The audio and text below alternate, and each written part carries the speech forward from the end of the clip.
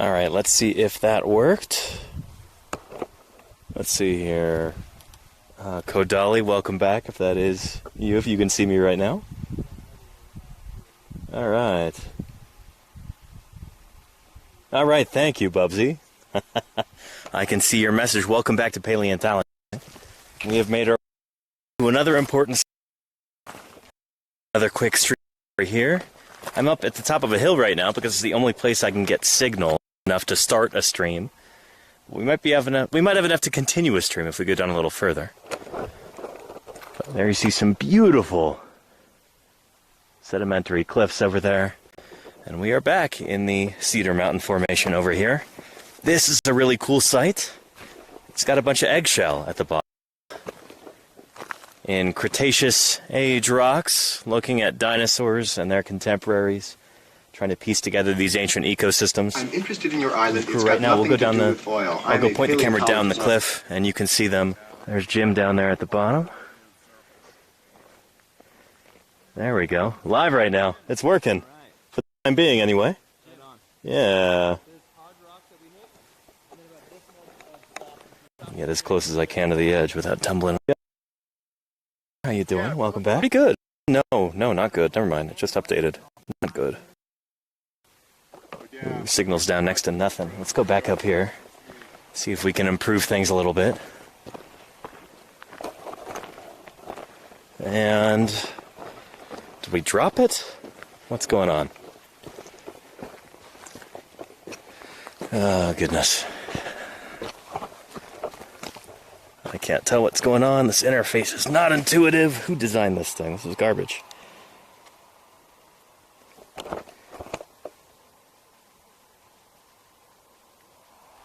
Come on now.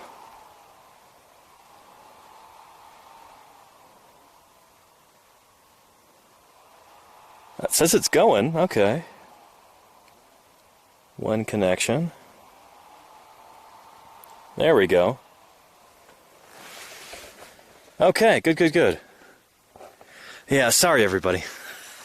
Again, way out in the middle of nowhere in the wilds of eastern Utah, and it seems like I only really get good enough signal to be able to see chat and everything from the top of this hill right here, but just over on the other side, I've got some crew members working with the Utah Geological Society, Utah Geological Survey, excuse me. Sorry, it's been a long day so far.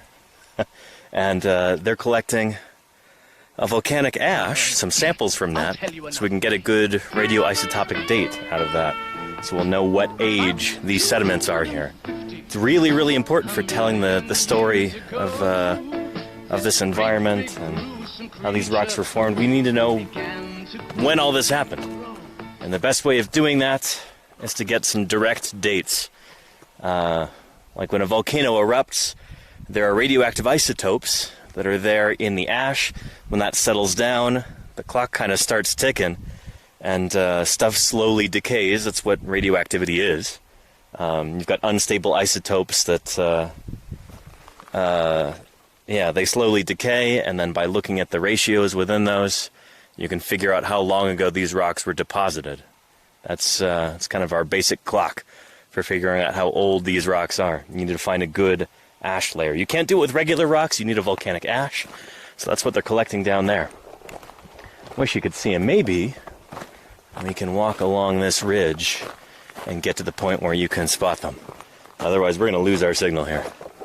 But yeah, and Science Streams, how are you doing? Welcome. Great to see you. Hope you're doing well.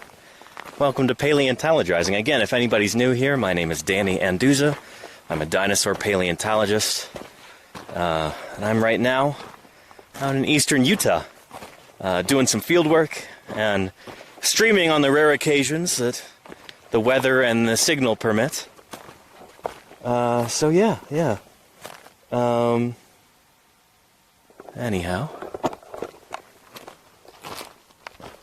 Can't quite see, but down on the other side of this ridge, they're collecting that volcanic ash there. Take a look at this topography here. I wish I had even a fraction of the experience and knowledge that Jim Kirkland does. He can read all these rocks like a book. It's incredible. I don't know if anybody knows Utah geology better, but we've just been kind of drinking in his knowledge during this day-long journey, going around to different parts of Utah and looking at the rocks. And just toward the bottom of there's a whole bunch of dinosaur eggshell that's coming out. And, yeah, I don't think I can take you down there. I think the signal's going to cut out. But there's these beautiful little pieces of jet black eggshell. I've been to the site once before in 2014 during a field conference. It's a pretty cool place. I don't know what kind of eggshell it is. It might be from an ornithopod, like an iguanodontian or a hadrosaur. Or it might be from one of these big oviraptorosaurs that are doing their thing here in Utah.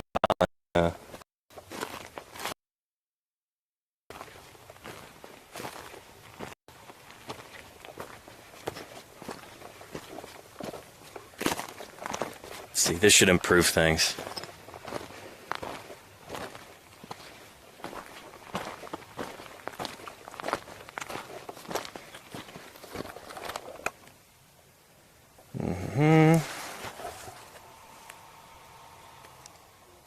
Looks like it's improving.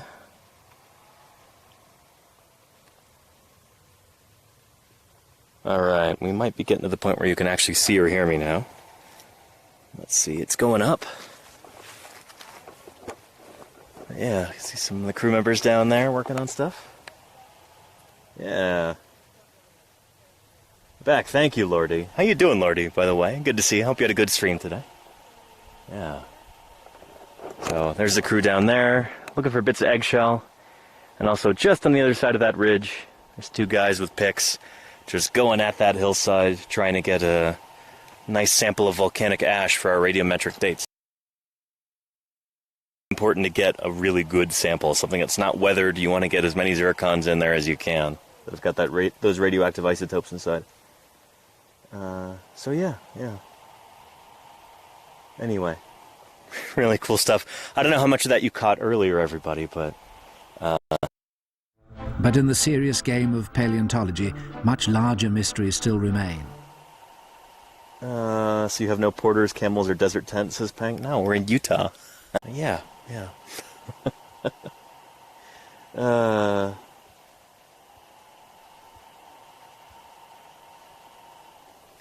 Looks like it's struggling again. Yeah, shoot. Looks like it only really works in this like 10 square foot area over here.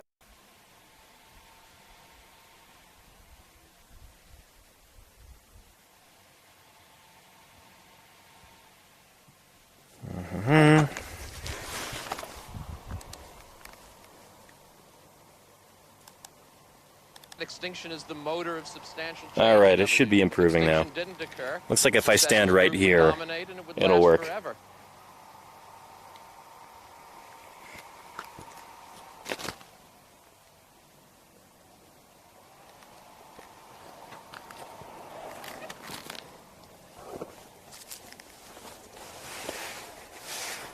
All right, live now? All right.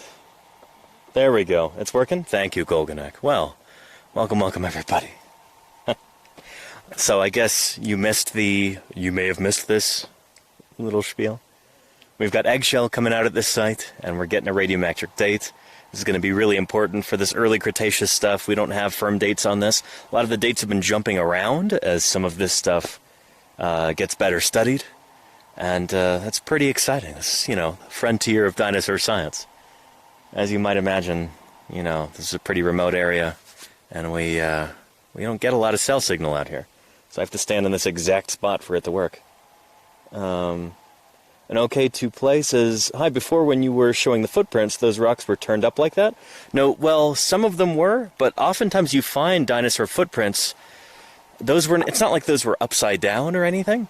Sometimes you actually get infill by mud, and then the tracks are actually convex rather than concave. So that's what we call like a positive track rather than a negative space track. This is pretty common, yeah.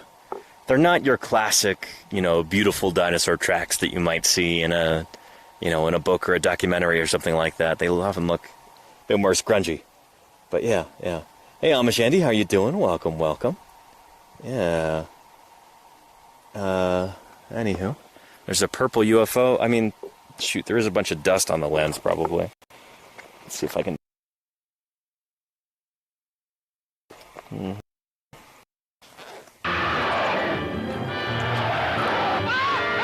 I don't know if I'll be able to do anything with that right now. I think the lens wipe might be elsewhere. Shoot. Yeah? That's okay. A whole year of dino support. Let's go. It's lens flare, okay. And Holyoke, Massachusetts. Interesting, Arasema. Triphyllum.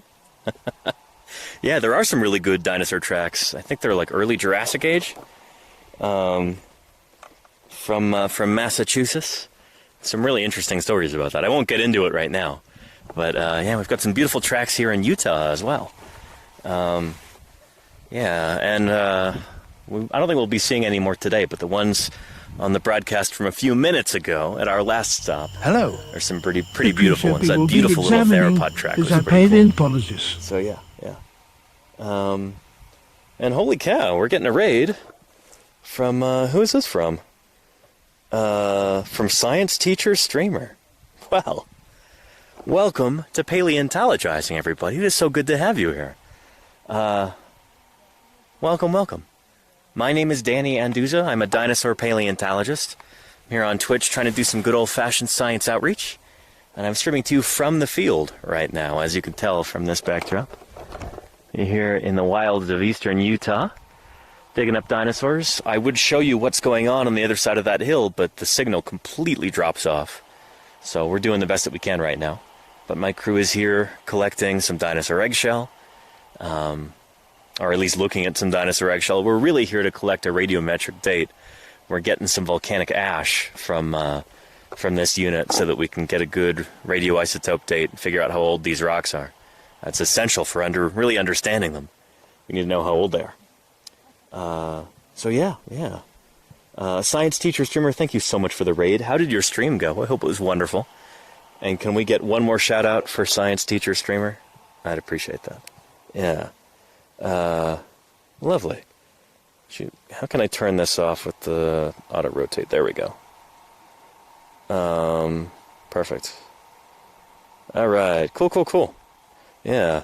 Apologize about not being able to stream lately, everybody. The weather has not really permitted that, and we've been doing a lot of work in the quarry. There just hasn't really been time.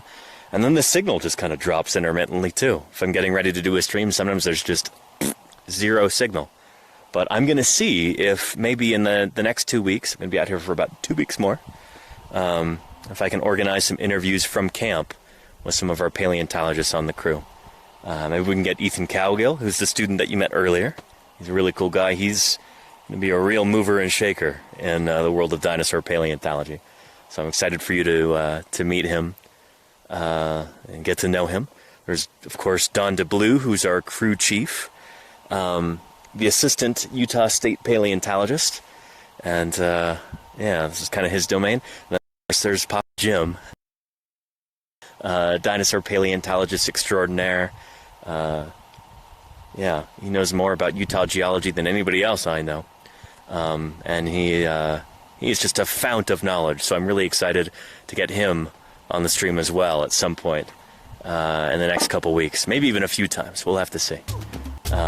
But yeah, Jim is great, and anything you want to ask him, he'd be, I'm sure, more than happy to answer for you. He knows more about Utah dinosaurs than anybody else on the planet.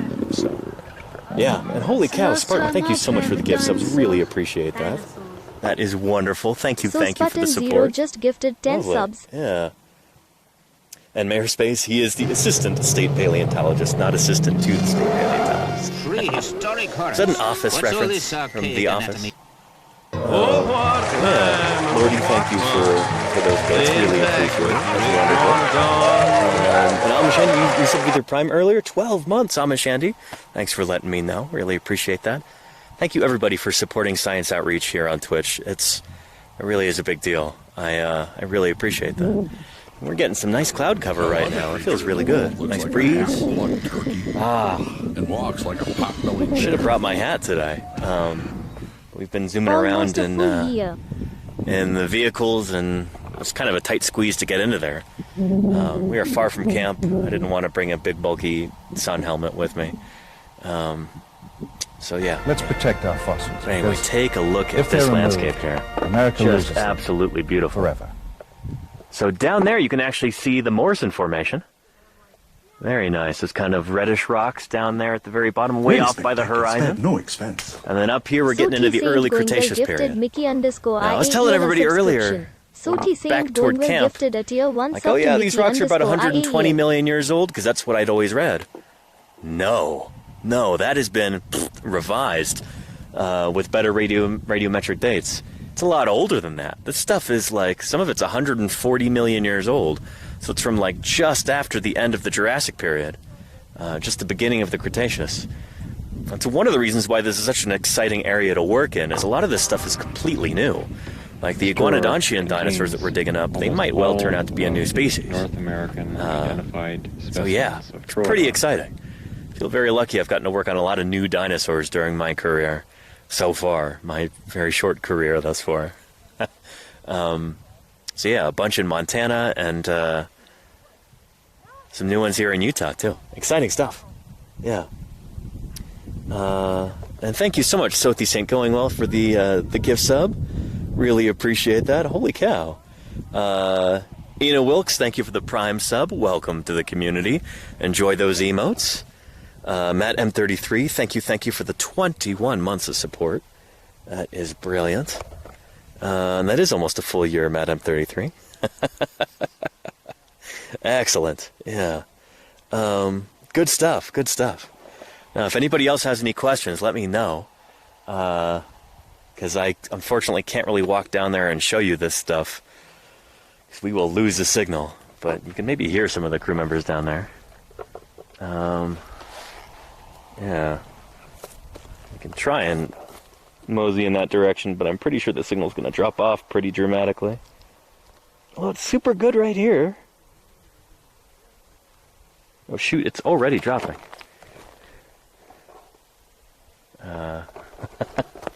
There's Krista down there. She's actually working on a book on the Cedar Mountain Formation. Hey Krista.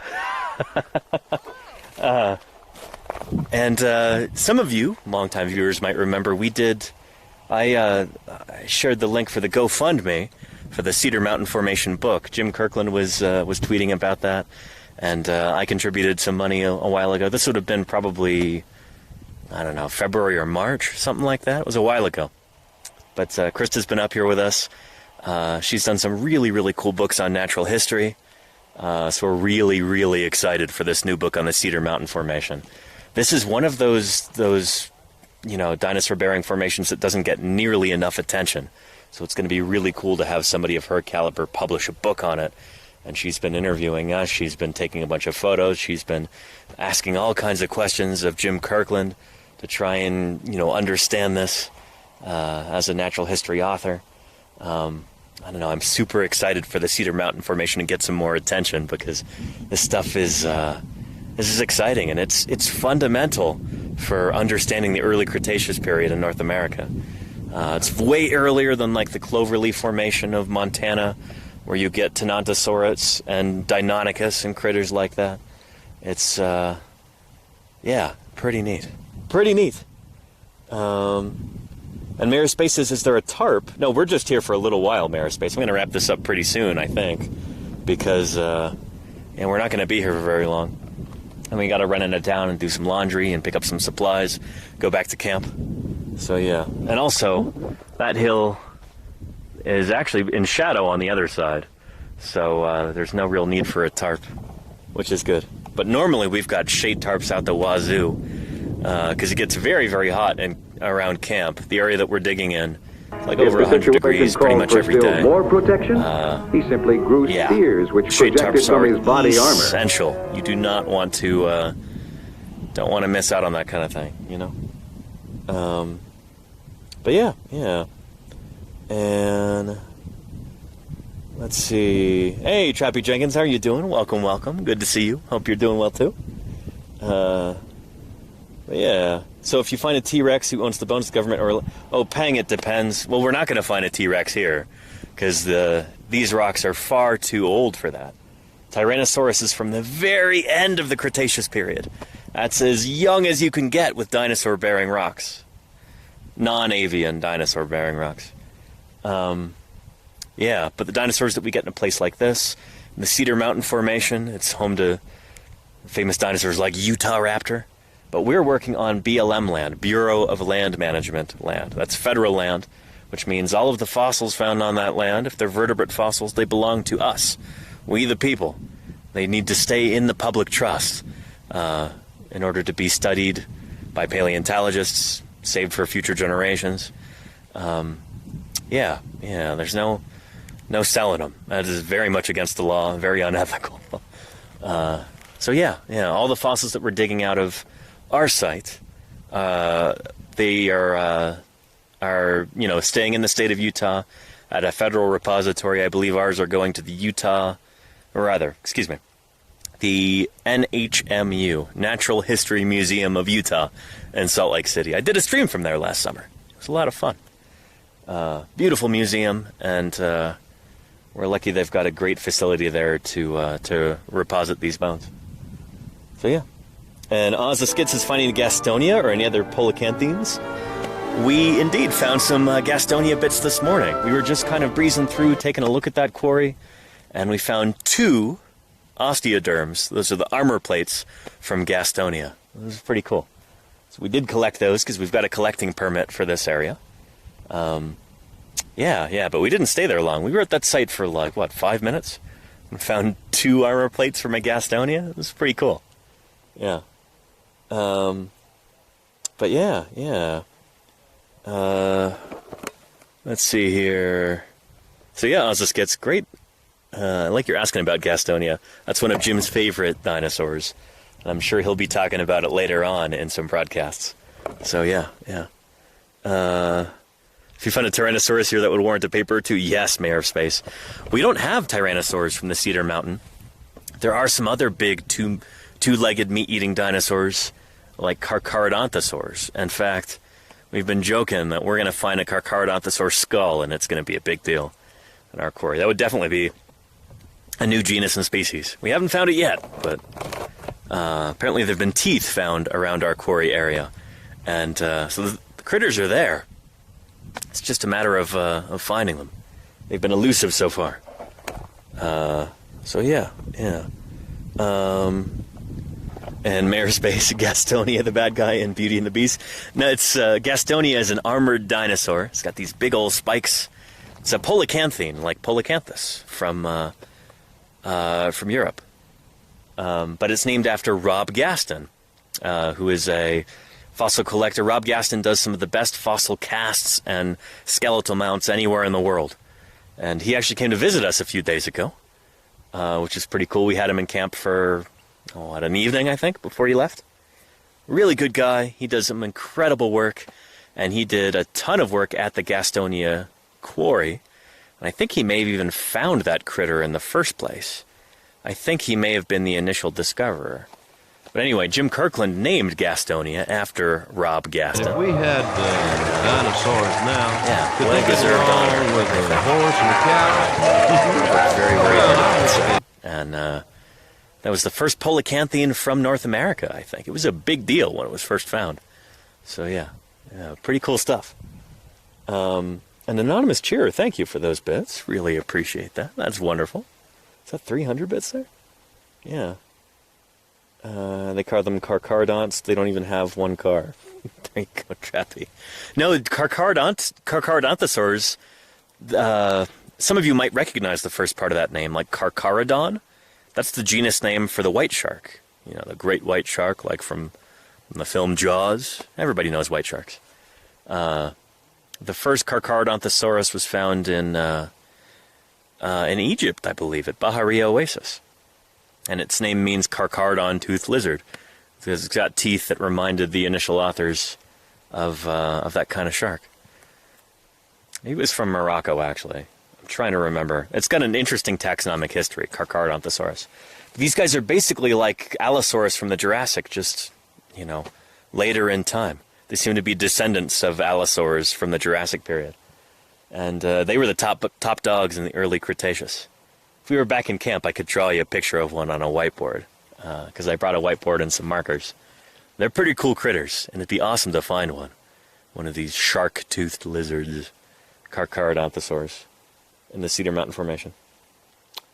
Like a doll size. There you go, Mayor's face, yeah. Yeah. And there you go, Golganek, exactly. Gastonia is a cool critter. Yeah. So yeah, I would walk around a bit more, but we definitely lose the signal here. But just take a look at this landscape. Pretty extraordinary. This is a lot more green than we've got back in camp, too. There's a lot more vegetation out here than in Doling's Bowl, where we're at. That is much drier. And I can hear birds here. Everybody, I've seen a total of four birds so far in the past week and a half near camp in Doling's Bowl. 4 birds. 4 individual birds. There's a hummingbird, a rock wren, and I think we saw a nighthawk twice. Yeah, it's a pretty lifeless area over there. This is much different. All that juniper out there. Got to be pretty hardy to be a plant in this kind of environment. Yeah, take a look at these. Some of the same kinds of plants that we have to get up in Montana, where I used to work. It's not enough birds to sustain you, says Lordy. You're right. You're absolutely right. Oh, I've been going nuts. I don't think I've seen a single mammal at all either. You know, no ground squirrels, no prairie dogs, no pronghorn, no deer, no elk. Not even a little kangaroo rat or anything. I heard they got one pack rat in camp. Was hiding under some buckets or something. But I didn't get a chance to see it. So yeah. You want to run and look at the rocks and plants? Yeah, Golganek. I wish I could walk you around and look at everything, but I only really get signal from this one spot right here. But here's some crew members emerging. There's Fisher down there.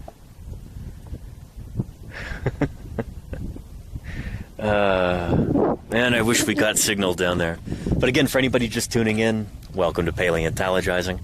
My name is Danny Anduza. I'm a dinosaur paleontologist here on Twitch doing some good old-fashioned interactive science outreach, you know. I'm out in the field right now, out in the wilds of eastern Utah. This is dinosaur country. And the rest of my crew is down there beyond that ridge, trying to dig out some volcanic ash to get a good isotope date for this site. There's a bunch of eggshell coming out down there too. It's cool stuff. This site's been worked for a while, for a number of years, I guess. There's been some important stuff coming out of here, so we need a good date on these rocks, figure out how old they are. And that's what we're working on currently. I think after this we might head to town, get some dinner, get some laundry done, buy some supplies, and then head back to camp. So, yeah. You live with a pack rat, Billy Joe? Is that right? You've spoken with several mammals. Yes, I'm not counting our crew members, Mayor Space. I mean endemic mammals. Mammals native to this area. But yeah. Yeah, beautiful stuff. These clouds are so nice too. It was hotter earlier. Got clouds, just a nice hint of a breeze. This is beautiful. Hey, Jenna Strand, how you doing? Yeah. Trappy says you should take some video and then, yeah, I'll see if I can do that maybe. Yeah. And Lordy wants to know, what's a day like in the field? That's a great question, Lordy. Thank you. Well, let me tell you, we wake up in our tents around 7 a.m.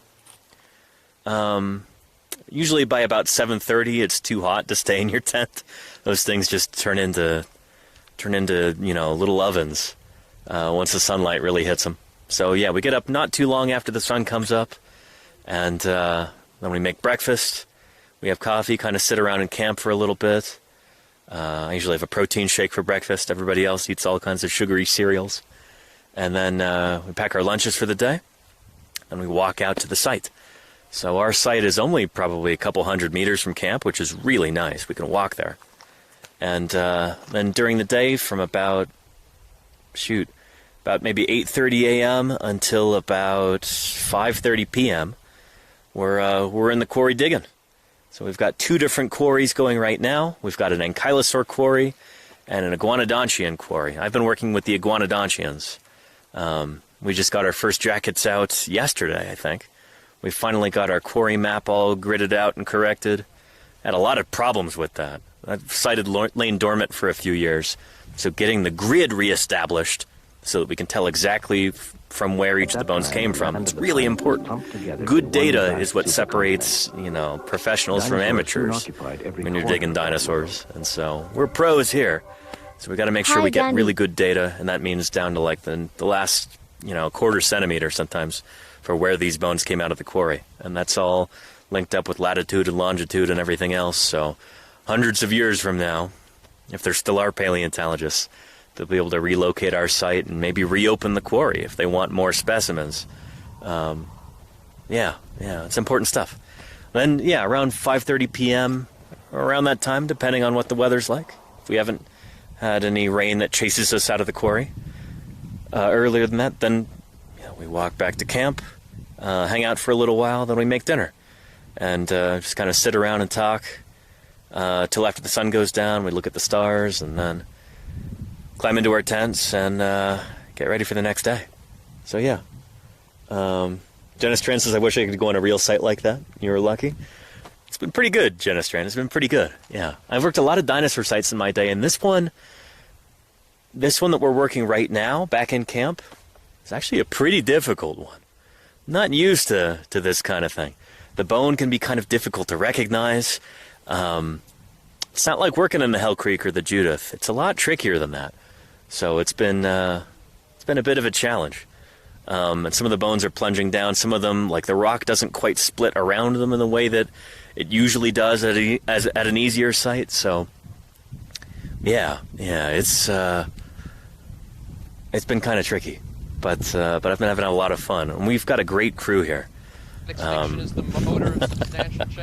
don't think I've ever been on a crew where everybody's a dud. I've been very lucky. It's certainly not the case. I mean, everybody's been wonderful. We've got some great people on this crew. And between us, we've probably got, a century and a half of dinosaur digging experience between all of us.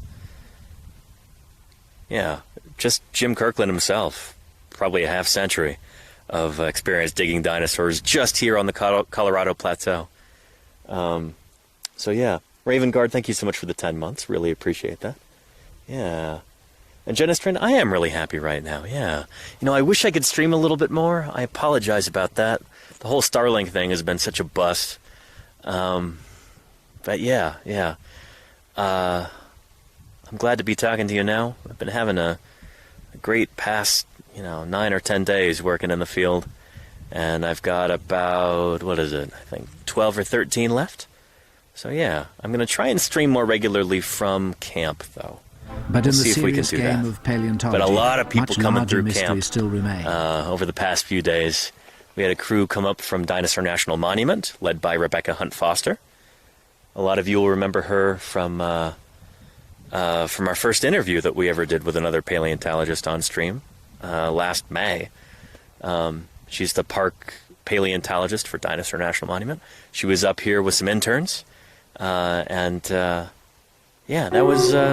was real cool. mean kid. With 6-inch daggers for teeth, that's he was the terror of his neighborhood. It's been busy. There's not been a lot of time for streaming. And then, of course, we've had rainstorms and dust storms and all that stuff. Not really conducive to streaming either, so I'm glad I can catch up with everybody right now, because it's been too long. And Mojo Jojo says, how dare you stay busy digging up history, sir? There you go, yeah. And 2 today. Short one so far, Claire, but yeah. I feel so weird, like, being in this massive landscape and just standing in this one spot right here. But this is the only place where I get good signal so far. And it took me like an hour to figure this out. So, beggars can't be choosers.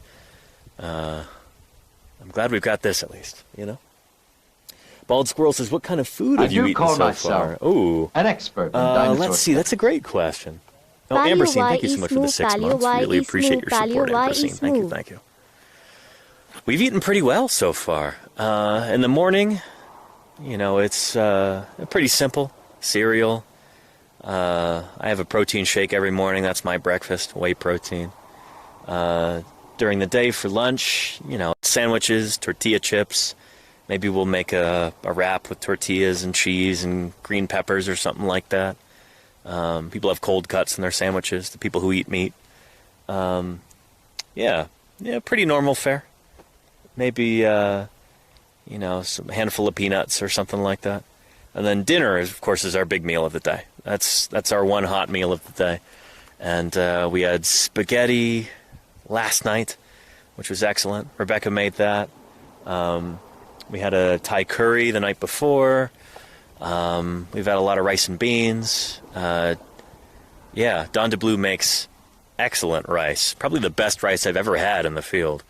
I got to learn his technique because it was really good. Usually field rice is not the greatest. Instant rice, with boiling water from a kettle. No, Don DeBlue's rice, excellent. Yeah. Maybe later on in the week I'll get a chance to do some cooking. Make some of my field chimichangas or spicy black bean and pepper jack quesadillas, stuff like that. Yeah. And Ios is here too. Hey, Ios, how are you doing? Welcome. Yeah. Motivation booster hot dinner. Exactly, hike the earth. Yeah. Love to hear Danny make a rap. No, rap with a W, Trappy Jenkins. No, my rapping days are over. That's, yeah. And there you go, Jody Fish. Yeah, field rice. Jody Fish knows what's up. Field rice is not the greatest. But yeah, you know what you said. There you go, Trappy. Yeah. And black beans, of course, Golganek. Yeah, that's a staple out here. That and what we used to call, when I lived in Montana, did field work out there, we called it Big Sky Caviar. Baked beans.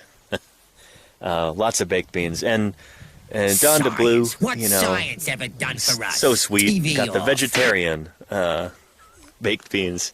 So shout out to Don DeBlue for his thoughtfulness there. Really appreciate not having big old hunks of pork in my baked beans. And Bilal Salem, who is our visiting paleontologist from Egypt, visiting. He's doing his master's here in the U.S., but he's been pretty awesome. He's a real go-getter. He's going to do some awesome stuff.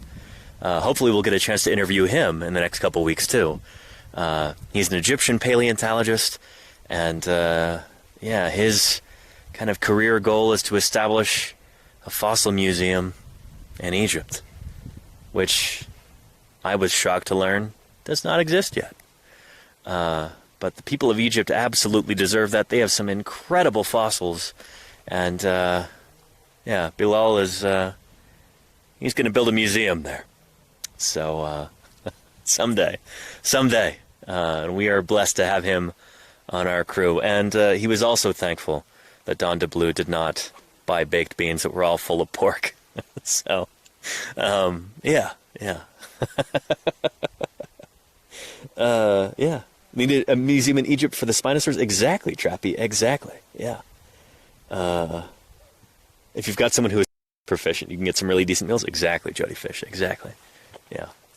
I don't know. Utah cuisine is not known for its spiciness or necessarily for its flavorfulness, but I don't know. We still make do here, and we've got some good cooks on the crew. But yeah. Joy Donuts says, what a beautiful landscape. I know, right? It's incredible. I'd be walking around all over the place right now, except right here is the only spot where I get any signal. So I'm in the middle of this gigantic landscape. It is beautiful. I want to run around and show you everything, and I can't. This is the only spot where the signal doesn't drop to zero. So here we are. But just on the other side of this ridge right here, you see that popcorn texture from that mudstone there? There's mudstone that goes all the way down the side of this ridge. And if you listen closely, you might hear some grunting and some pickaxes going into the mudstone there. Some talking too. But I've got some crew members who are digging into the side of that hill trying to expose some clean ash layers. There you go, you can hear that? There you go. That's probably Ethan and Bilal right now, digging into that layer, trying to expose some clean ash so we can get some good radioactive isotopes out of that, out of the zircons, and get a proper date for this eggshell site. So yeah. Yeah. And Trappy, no, I am having a great time. This is pretty wonderful. I'm so glad that the streaming stuff is working too. I've had almost no signal so far all day, so this has been good. Yeah. I tell you, as somebody who's done most of his fieldwork in Montana, this is a whole different world out here. It's kind of amazing. I'm so lucky to be able to kind of expand my horizons like this and dig dinosaurs in a place that's totally new to me. So, yeah, this is good stuff. But yeah. Should I have a little run for us when you... Oh, of course I will, Clipper. And I'm going to drink a bunch of water, too. My water bottle's at the bottom of the ridge. But yeah. And hey, Wabamoose, how you doing? Sorry I missed your comment earlier. Good to see you. Yeah. Mudstone, siltstone, chew test. Yeah, thieves work too. You know what's up, thieves. Yeah. I mean, shoot, professional geologists do that too, though. I mean, I've chewed a lot of rocks in my day to figure out the consistency. You know, is this a clay? Is it a mud? Is it a silt? Usually we can tell if it's a sand, but if you want to really get a good sense of the consistency of the sand, sometimes you still got to chew it. And shoot, for those of you who don't know, yeah, oftentimes if we're in the field and we're working with certain rocks, we need to map them, we need to do a strat section or something. If you're going to log those rocks, then you've got to be able to describe them properly, describe their consistency. And one of the best ways to tell the consistency of a rock, to really get to know it, is just to pick up a bit of it, pop it into your mouth, and chew it for a little bit. In fact, let's do some of that Look at Danny playing in the dirt We'll do a again. live demonstration. I might lose signal a little bit. I'm going to walk right over there, pick up a bit of mudstone, then I'll walk right back here, and we'll chew it up. So, let's do it. You ready, everybody? Yeah. And thank you so much, Joshua Sweet. Holy cow. Look at Danny playing in the dirt again. There you go. 10 months, Joshua Sweet. 10 months of a tier 3 sub. It's pretty special. Thank you, Joshua. Yeah. All right, let's chew some rocks. Let's see here. Choppy wants to know what's my favorite flavor of dirt. I don't know. I'm very fond of like some Hell Creek mudstones. Here, let's grab. You know, this is all just, you know, stuff that's all eroded here. Let's get some of this. This is going to be, oof. This is some.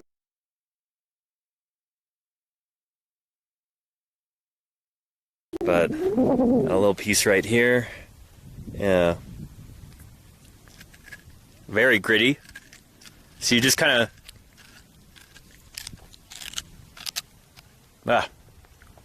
Yeah. Very, very gritty. This is, losing precious water here. Yeah. It's a pretty well consolidated sand. Pretty gritty. I mean, it's not... The grain size is pretty small.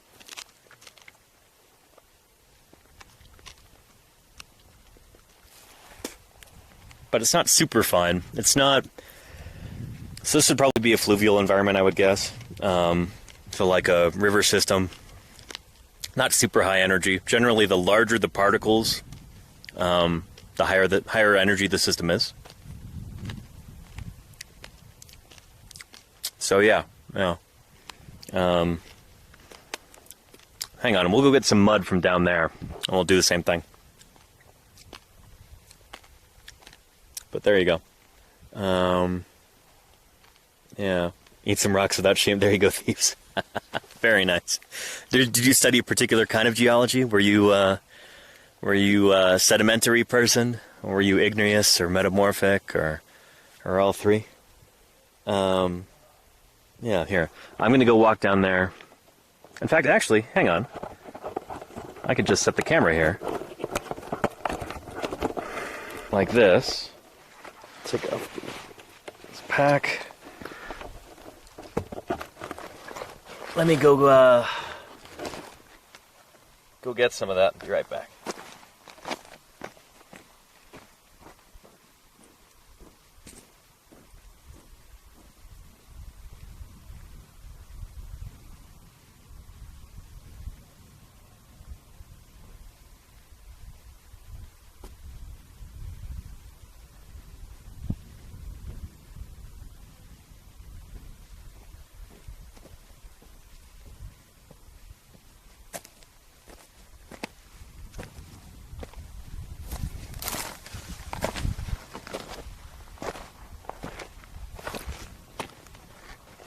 with sincere appreciation and gratitude. Thank you very much for the 100 bits. Don't eat the yellow dirt. Okay. So, I'm back. Hopefully you didn't lose me there. Well, no new comments. What's going on? This is on.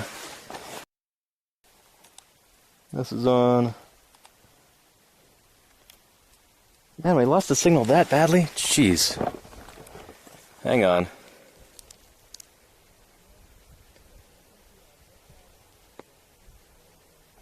It's amazing how quickly it can drop. I set the thing down for just a minute. I guess it's that extra, 3.5 feet for when I set this down. Completely lost the signal. Sorry about that, everybody. Yeah. Oh, just your phone. We were fine? Okay, cool. But yeah. Well, I grabbed some of this down there. When I talk about the popcorn texture of mudstone, this like weathering pattern, this is what I'm talking about. So that's from right down there. And when rain hits this, it kind of swells up and then it contracts again when it dries out. So you get that kind of popcorn-y texture like this. So let's pop a little bit of this in my mouth. Look at all those chickens! It's a lot finer than the sandstone. It's almost got... It's still a little bit gritty. It's not like the some of the Hell Creek mudstones, where it's just like Denver Fowler always used to say, like, oh, it tastes like American chocolate, like Hershey's, because he didn't like American chocolate. But it is kind of a similar kind of texture to it. The flavor is not the same, but the texture, the mouthfeel, is similar. It's got the same kind of consistency to it. This is kind of like that, but a bit more gritty too. So yeah, that's a mudstone. Siltstones will be even finer than that. So the particles inside are even smaller. Some of those are even kind of like a creamy kind of consistency. Yeah, after a while you become kind of a connoisseur of different sedimentary rocks. But yeah, well, I wonder if geologists, out of all scientists, have maybe more tooth wear because we ingest so much grit. But it's a thing. That's a thing. 10 out of 10 dentists don't recommend eating rocks. There you go, Hugin, yeah. Yeah, good mineral intakes to psych the earth. It's not going to be anything useful to my body, I don't think. I've got a pretty decent diet. I'm not here eating rocks for nutritional reasons. But speaking of nutrition, if you don't mind, let me take a minute and plug Don DeBlue's Venmo. Our crew chief has been getting some donations from you, the viewers, and we really, really appreciate that. All that money goes directly toward feeding the crew. You know, if we need to buy more ice from town, if we, need to buy more pasta or pasta sauce or more baked beans, that's where your money is going. So if you end up making a donation to Don DeBlue's Venmo, we'd all be tremendously appreciative. And I wish you were here right now. I could have him go through his Venmo and see who's contributed so I can thank them personally. But we've had a fair number of donations. It's been really good. And yeah, if you'd like to help feed some paleontologists out here in the wilds of eastern Utah, we'd really, really appreciate that. We've got a very slim budget this year, and we try and stretch it as far as we can, but Dinosaur Man. So if you want to help us afford such extravagances as, I don't know, hamburger buns, or, mustard, or, Gatorade powder so that we don't dehydrate ourselves during the day, then every dime that you contribute goes toward that. So yeah. Feed the paleontologists, donate to Don DeBlue's Venmo there. Yeah. And there you go. Thank you, Claire, for, oh, no, let's see. Where's the Not the wish list, yeah. There you go. Thank you, Claire. You set up a command for that? Thank you, Claire. That's wonderful. Yeah. Use this. That's it right there. At Don DeBlue 2112. Apparently that's a Rush reference. Don's really into that band. I'm not really familiar with the oeuvre of Rush, but some of you in chat may be. And if we have any Rush fans here in chat, save up your Rush questions for Don. When we interview him eventually. Yeah. And Scout says, you need a hat? Yeah, I left my hat back in camp. It's fine. We're only out here for a little while. I'm surprised it's actually taken this long. That getting into that volcanic ash layer down there must have taken a bit longer than we were expecting. Because you're supposed to kind of be in and out of here. Yeah. And you are Rush fan, thieves. Greatest achievement of all humankind. Don was describing me the concept of 2112. I think that was was it the album title? It's like a concept album, prog rock. Sounded pretty far out. So, yeah, if any of you have any questions or enthusiasms about Rush, save that for Don DeBlue's interview on stream. That'll be fun. So yeah. Album and song. Oh, okay, thieves. Cool. Yeah.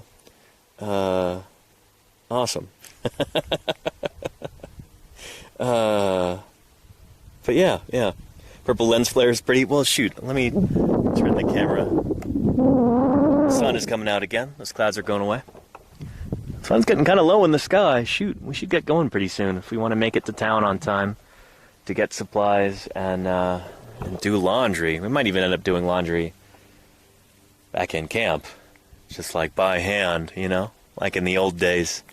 Get a wash basin, get a rock, and just beat all that dirt out.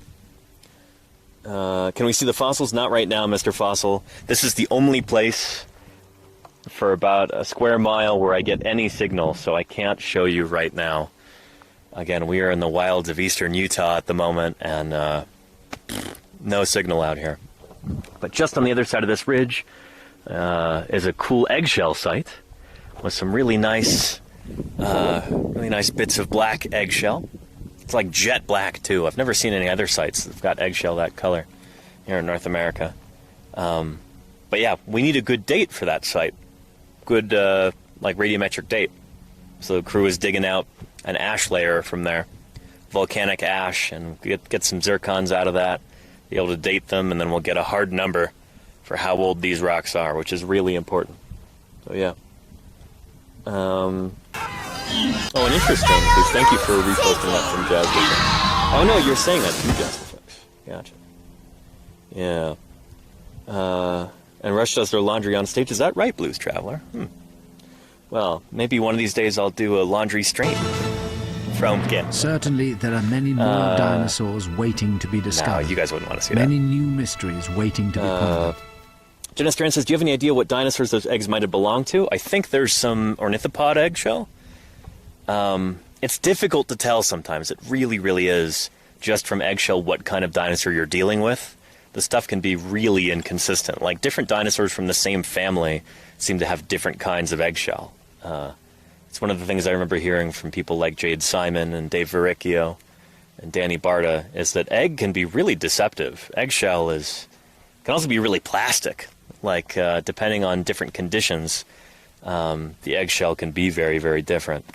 But yeah, I think they've kind of narrowed it down here to either ornithopod or theropod.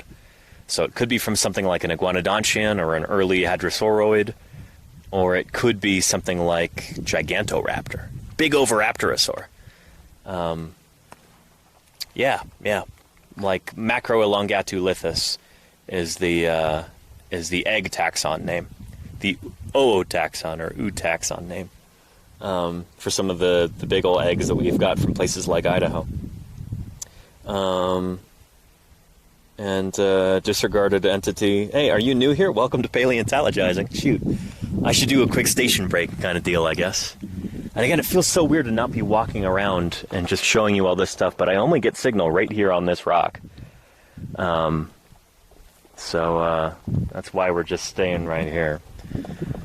But if you're new here, or if you're not, welcome or welcome back to Paleontologizing. My name is Danny Anduza. I'm a dinosaur paleontologist, and this is what I do here on Twitch. Is I do live streams in the name of science outreach, trying to do some interactive science content, trying to put myself out there so people can ask questions, and yeah, I'm just trying to get people interested in the fossil record, in evolution, and the incredible history of life on our amazing planet.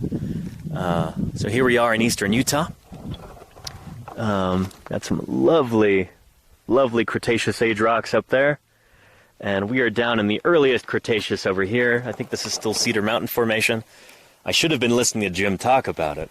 But I was struggling with the streaming gear, trying to get it all working, and here we are. I'm pretty sure this is Cedar Mountain. But we're doing, right now we're very far from camp. We spent all day driving, stopping at different sites and stuff. But yeah, we're camped over at a Cedar Mountain Formation site, the very beginning of the Cretaceous period. So this is like the earliest fauna after the end of the Jurassic in North America. So when those dinosaurs like Apatosaurus or Brontosaurus and Diplodocus, Stegosaurus, Allosaurus, they disappear, and then you've got other critters that take their place. Critters like Iguanocolossus, critters like Hippodraco, Gastonia, Utah Raptor are all from the Cedar Mountain Formation. And yeah, for the past week, I've been digging at an iguanodont bone bed. So digging up bones of these big ornithopod dinosaurs like Iguanodon from the UK, if you're familiar with that critter. It's a big, beefy, plant-eating dinosaur. They've got these cool spikes on their thumbs, and they've got a nice beak at the front, and they've got chewing teeth. Most dinosaurs can't chew. These guys could. It's kind of a revolution in herbivory for dinosaurs when you've got iguanodonts evolving. Yeah. So anyway, it's a really cool, important time, the very beginning of the Cretaceous period, and it's been really understudied until the past, 10 or 15 years. So it's really cool to be able to work in these strata and dig up these animals and contribute to our understanding of the age of dinosaurs, you know? This is one of those chapters in the age of dinosaurs that's hasn't gotten enough attention, really. So yeah, I'm happy to be a part of, learning about this stuff. All right, just got a signal from Nick. We are wrapping things up here. So I have got to wrap things up here. And yes, Scott, Muttaburrasaurus is an iguanodontian. You are correct. Let's see who else we've got here streaming right now, and we'll try and do a raid if we can. Look at this. All right, let's see here.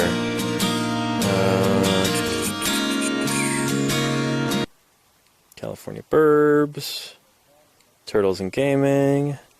Let's go say hello to Mary from Mary's Milk Monsters, I think. And we'll take a look at her and her goats. There we go. Because I got to wrap this up. We're going to go back to the vehicles and head to town. Let's see here. Here's something stranger than science fiction. Come on. Prehistoric fact. Raid.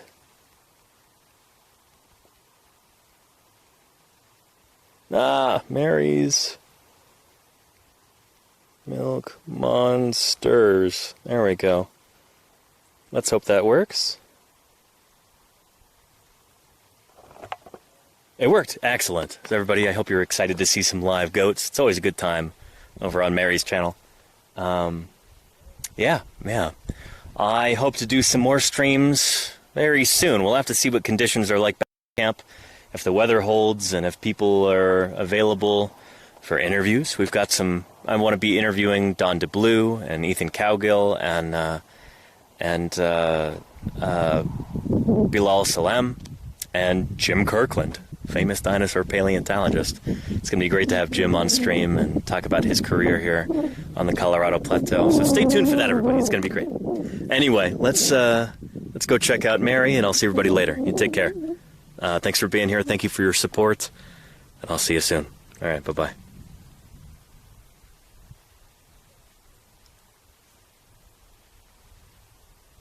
we go. And end stream. Come on now. Come on.